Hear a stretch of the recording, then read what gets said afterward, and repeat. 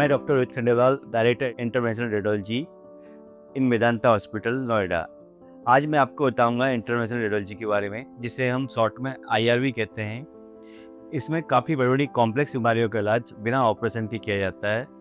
यानी कि इसमें कोई चीरा नहीं आता, कोई टाँका नहीं आता, ना ही इसमें जनरल एनेस्थीसिया की नीड होती है।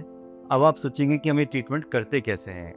ये ट्रीटमेंट एडवांस टेक्निक का यूज़ करके, जैसे कि अल्ट्रासाउंड, सीटी स्कैन, एंजियोग्राफी को हम यूज करते हैं, और इसके द्वारा बॉडी के अंदर देखते हुए पतले-पतले निडल्स, वायर्स और कैथेटर को लेके जाते हैं। जितना भी बॉडी में बीमारी है, उस जगह हम पहुंचते हैं और उसका ट्रीटमेंट करके आते हैं। इसमें कोई टाँका नहीं है, चीरा नहीं है, इसलिए रिकवरी बहुत फास्ट होती है।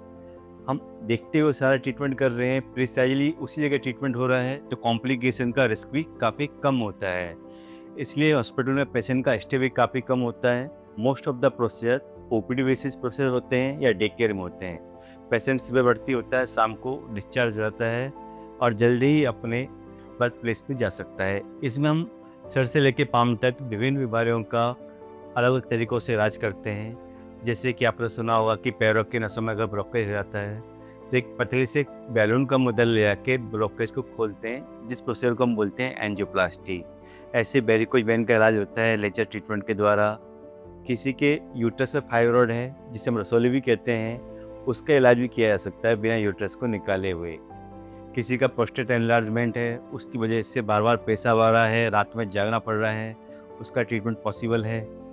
थायराइड ग्लैंड में नोडुल है, उसका ट्रीटमेंट हम कर सकते हैं। कैंसर का ट्रीटमेंट इससे किया जा सकता है, जैसे कि किसी के लिवर में ट्यूमर है, जिसको एससीसी बोलते हैं, या किडनी में ट्यूमर है, जिसे हम आरसीसी भी कहते हैं। उन ट्यूमर का लोकलाइज ट्रीटमेंट किया जा सकता है उसी जगह पहुँचे हुए।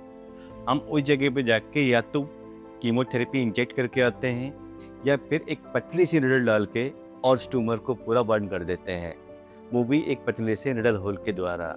और भी कहीं से भी अगर आपको ब्लीडिंग हो रही है, सपोजली काफ़ी बहुत सारा खून आ रहा है खांसी करते समय, या फिर वॉमिटिंग के टाइम पे ब्लीडिंग हो रही है, उसका भी इलाज पॉसिबल है बड़ी-बड़ी सर्जरी के बिना किए हुए भी। तो नेक्स्ट टाइम जब भी आपको या आपके किसी परिजन को कोई सर्जरी सजेस्ट की जाती है, तो आप एक बार इंटरवेंशनल रेडियोलॉजिस्ट से कंसल्ट ज़रूर करिए और पूछिए क्या इसका ट्रीटमेंट बिना सर्जरी के भी पॉसिबल है। धन्यवाद।